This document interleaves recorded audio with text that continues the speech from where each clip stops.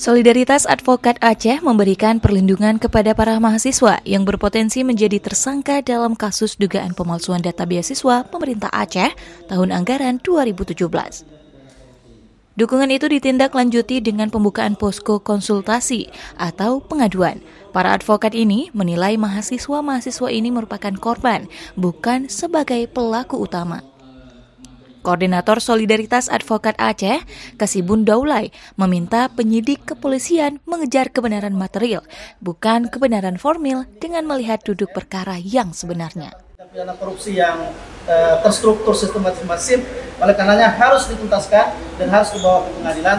Tetapi sekali lagi, jangan berhenti di lapisan bawah, tetapi harus mengambil orang yang memang benar dan secara fakta hukum itu adalah bersalah. Bantuan hukum seperti apa yang dilakukan? Bantuan hukum kalau bagi teman-teman mahasiswa yang ketika nanti kita analisis secara hukum kita bersama tim, kalau memang benar-benar mereka adalah korban tapi kemudian dikriminalisasi, kita siap mendampingi sampai ke pengadilan.